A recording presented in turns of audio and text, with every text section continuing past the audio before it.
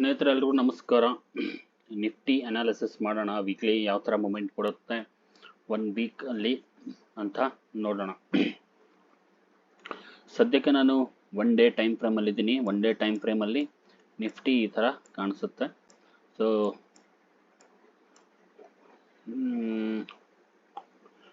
Strong market ಕೆಳಗಡೆ ಬರ್ತಾ ಇದೆ. ಸ್ಟ್ರಾಂಗ್ ಬಿಯರಿಶ್ ಇದೆ ಮಾರ್ಕೆಟು.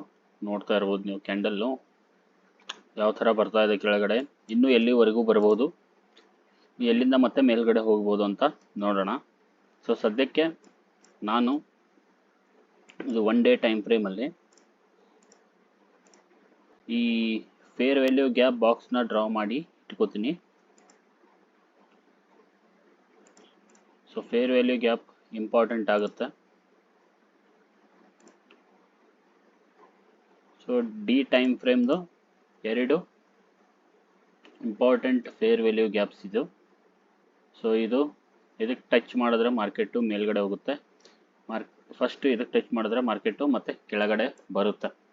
ಸೊ 2 ಬಾಕ್ಸ್ ಡ್ರಾ ಮಾಡಿದ್ದೀನಿ. ಸೊ 4 ಅವರಲ್ಲಿ ಹೋಗಿ ನೋಡಿದ್ರೆ ಮಾರ್ಕೆಟು 4 ಅವರಲ್ಲಿ ಕೂಡ ಏನಿದೆ, ಇಲ್ಲಿ FVG ಕಾಣಿಸ್ತಾ ಇದೆ, ಇಲ್ಲಿ ಕೂಡ FVG ಕಾಣಿಸ್ತಾ ಇದೆ. ಬಟ್ ಅದು 4 ಅವರಲ್ಲಿ ಮಿಟಿಗೇಟ್ ಆಗಿ ಮತ್ತೆ ಕೆಳಗಡೆ ಬಂದಿದೆ. ಡಿ ಟೈಮ್ ಫ್ರೇಮ್ದು ಇನ್ನೂ ಹಾಗೆ ಉಳ್ಕೊಂಡಿದೆ. ಸೊ 1 ಅವರ್ ಓಪನ್ ಮಾಡಿದ್ರೆ 1 ಅವರಲ್ಲಿ ನಿಫ್ಟಿ ಆಲ್ ಟೈಮ್ ಹೈ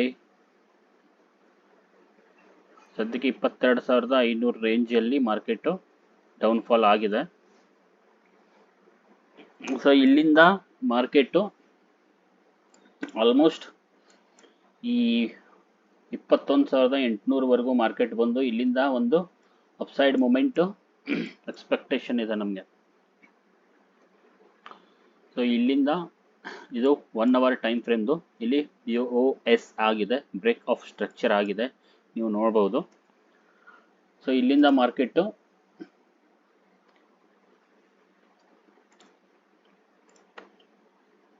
ಇಲ್ಲಿ ಕೆಳಗಡೆ ಬಂದು ಇಲ್ಲಿಂದ ಒಂದು ಅಪ್ಸೈಡ್ ಮೊಮೆಂಟ್ ನೋಡಕ್ಕೆ ಸಿಗುತ್ತೆ. ಕೆಳಗಡೆ ಗ್ಯಾಪ್ ಡೌನ್ ಆದರೆ ಮಂಡೇ 1 ಅವರ್ ಟೈಮ್ ಫ್ರೇಮ್ ಇದು ಗ್ಯಾಪ್ ಡೌನ್ ಆದರೆ ಮಾರ್ಕೆಟು ಇಲ್ಲಿಂದ ಈ ಝೋನಿಂದ ಮಾರ್ಕೆಟು ಮೇಲ್ಗಡೆ ಹೋಗೋಕ್ಕೆ ಸ್ಟಾರ್ಟ್ ಮಾಡುತ್ತೆ ಸ್ನೇಹಿತರೆ. ಅಕಸ್ಮಾತ್ ಗ್ಯಾಪ್ ಅಪ್ ಆಗಿದ್ರೆ ಮಾರ್ಕೆಟು ಗ್ಯಾಪ್ ಅಪ್ ಆಗಿದ್ರೆ ಮಾರ್ಕೆಟ್ ಏನು ಮಾಡುತ್ತೆ, ಮೇಲ್ಗಡೆ ಹೋಗಿ ಈ ಡಿ ಟೈಮ್ ಫ್ರೇಮ್ದು ಏನು ಫೇರ್ ವ್ಯಾಲ್ಯೂ ಗ್ಯಾಪ್ ಇದೆ ಅದನ್ನು ಟಚ್ ಮಾಡಿ ಮಾರ್ಕೆಟು ಮತ್ತೆ ಕೆಳಗಡೆ ಡೌನ್ಫಾಲ್ ಆಗುತ್ತೆ ಇಲ್ಲಿವರೆಗೂ. ಸೊ ಇದು ವೀಕ್ಲಿ ಅನಾಲಿಸಿಸ್ಸು. ಒಂದು ವೀಕಲ್ಲಿ ಯಾವ ಥರ ಮೂಮೆಂಟ್ ಕೊಡುತ್ತೆ ನಾನು ಹೇಳ್ತಾ ಇದ್ದೀನಿ. ಸೊ ಡಿ ಟೈಮ್ ಫ್ರೇಮ್ದು ಫೇರ್ ವ್ಯಾಲ್ಯೂ ಗ್ಯಾಪ್ ಟಚ್ ಮಾಡಿದ್ರೆ ಮೇಲ್ಗಡೆ ಸೋಮವಾರ ಗ್ಯಾಪ್ ಅಪ್ ಆಗಿ ಇದನ್ನು ಟಚ್ ಮಾಡಿ ಮತ್ತೆ ಫಾಲ್ ಆಗುತ್ತೆ. ಸಪೋಸ್ ಗ್ಯಾಪ್ ಡೌನ್ ಆದರೆ ಮಾರ್ಕೆಟು ಈ ರೇಂಜಲ್ಲಿ ಇಲ್ಲಿಂದ ಮಾರ್ಕೆಟು ಒಂದು ಸ್ಟ್ರಾಂಗ್ ಮೊಮೆಂಟ್ ಮೇಲ್ಗಡೆ ನೋಡೋಕ್ಕೆ ನಮಗೆ ಸಿಗುತ್ತೆ ಸ್ನೇಹಿತರೆ. ಸ್ಟ್ರಾಂಗ್ ಬೈಯರ್ಸ್ ಸ್ಟ್ರಾಂಗ್ ಆಗಿ ಬಂದರೆ ಇದೇನು ಈ ಥರ ಹೋಗಿದೆ, ಈ ಥರ ಕಂಟಿನ್ಯೂಸ್ ಆಗಿ ಮಾರ್ಕೆಟು ಸ್ಟ್ರಾಂಗ್ ಬುಲ್ಲಿಶ್ ಮೊಮೆಂಟ್ ನೋಡೋಕ್ಕೆ ನಮಗೆ ಸಿಗುತ್ತೆ ಸ್ನೇಹಿತರೆ. ಸೊ ಇಲ್ಲಿಂದ ಈ ಝೋನಿಂದ ಈ ಝೋನು 21,800 ಝೋನ್, ಇದು ವೆರಿ ಇಂಪಾರ್ಟೆಂಟು. ಸೊ ಇದನ್ನು ನಾವು ಚಿಕ್ಕ ಟೈಮ್ ಫ್ರೇಮಲ್ಲಿ ನೋಡೋಣ. 1 ಅವರಲ್ಲಿ ಇಲ್ಲಿ ಫೇರ್ ವ್ಯಾಲ್ಯೂ ಗ್ಯಾಪ್ ಇದೆ, ಆರ್ಡರ್ ಫ್ಲೋ ಕೂಡ ಇದೆ. ಆರ್ಡರ್ ಫ್ಲೋಗೆ ಟಚ್ ಮಾಡಿ ಕೂಡ ಮಾರ್ಕೆಟು ಮೇಲ್ಗಡೆ ಹೋಗ್ಬೋದು. ಸೊ ಫೇರ್ ವ್ಯಾಲ್ಯೂ ಗ್ಯಾಪ್ ಅಲ್ಲೇ ಇದೆ. ಸೊ ಇದು ವೆರಿ ಇಂಪಾರ್ಟೆಂಟ್ ಝೋನ್ ಆಗಿರುತ್ತೆ ನಮಗೆ. 21,800 ಅಥವಾ 21,750 ಅಲ್ಲಿ ತನಕನೂ ಮಾರ್ಕೆಟ್ ಬರುತ್ತೆ. ಸೊ 15 ಮಿನಿಟ್ಸ್ ಹೋಗಿ ನೋಡಿದ್ರೆ ಇದು ನಾನು ಡೇ ಟೈಮ್ ಫ್ರೇಮ್ದು ಫೇರ್ ವ್ಯಾಲ್ಯೂ ಗ್ಯಾಪ್ ಡ್ರಾ ಮಾಡಿದ್ದೀನಿ.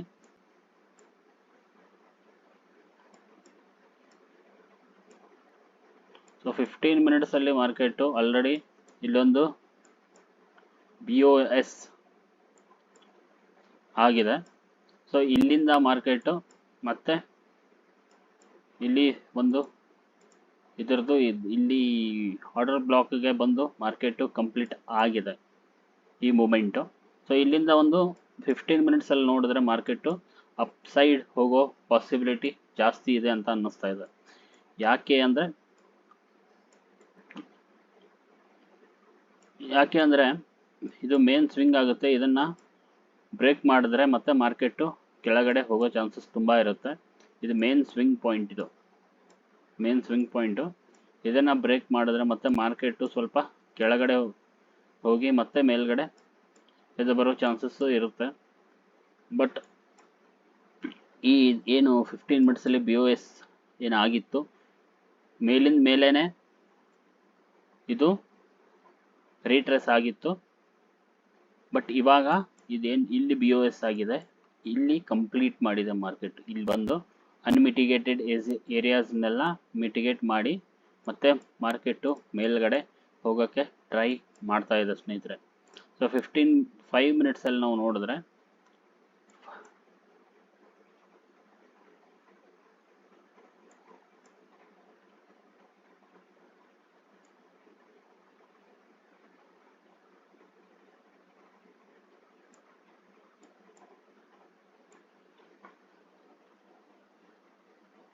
ಸೊ 5 ಮಿನಿಟ್ಸಲ್ಲಿ ಇನ್ನೂ ಇದು ಅನ್ಮಿಟಿಗೇಟೆಡ್ ಏರಿಯಾ ಇದೆ. ಇದು order flow change of character ಆಗಿದೆ 5 ಮಿನಿಟ್ಸಲ್ಲಿ ನೀವು ನೋಡ್ಬೋದು.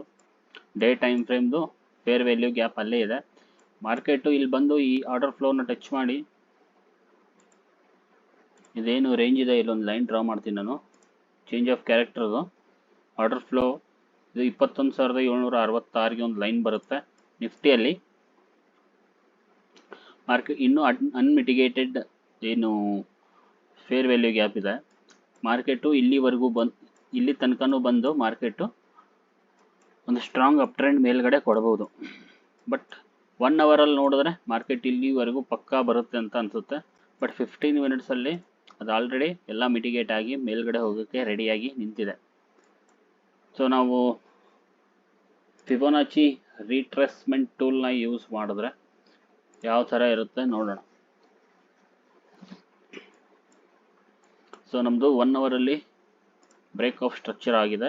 ಸೊ ನಾವು ಈ ನಮ್ಮದು ಲೋ ಪಾಯಿಂಟ್ನ ಹಿಡ್ಕೊಂಡು ಸೊ ಹೈ ಪಾಯಿಂಟ್ ಫಸ್ಟು ನಾವು ಇದನ್ನು ಕನ್ಸಿಡರ್ ಮಾಡ್ತೀವಿ. ನಾವು ಇಲ್ಲಿಂದ ಇದು 50% ರಿಟ್ರೇಸ್ ಆಗಿದೆ, ನೀವು ನೋಡ್ತಾ ಇರ್ಬೋದು. 50% ರಿಟ್ರೇಸ್ ಆಗಿ ಮತ್ತೆ ಮೇಲ್ಗಡೆ ಹೋಗಿದೆ. ಬಟ್ ಟೋಟಲ್ ಆಗಿ ನಾವು ನೋಡಿದ್ರೆ ಇಲ್ಲಿಂದ ಇಲ್ಲಿವರೆಗೆ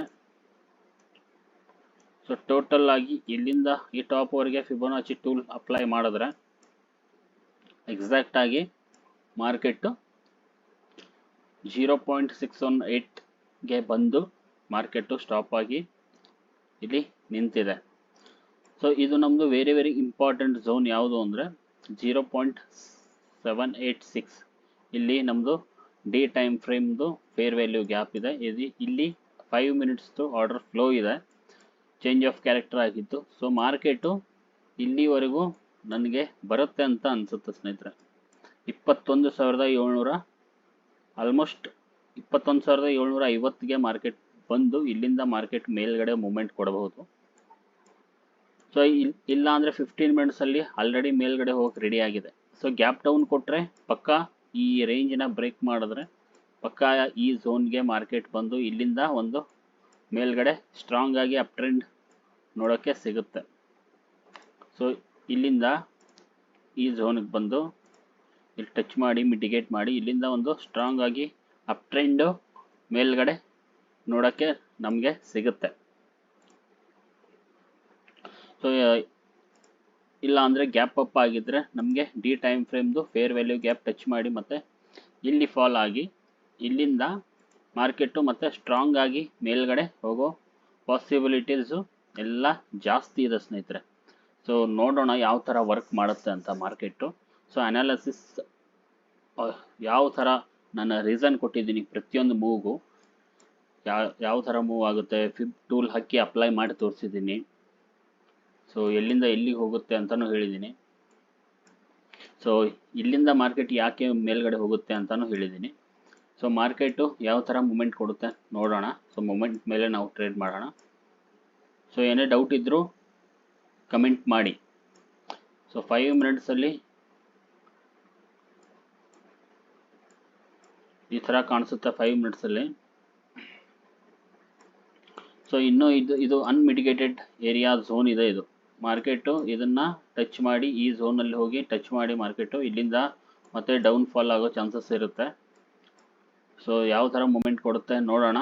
ನಾ ಹೇಳಿದ ಪ್ರಕಾರನೇ ಆಗುತ್ತಾ ಇಲ್ವಾ ಅಂತ. So thank you.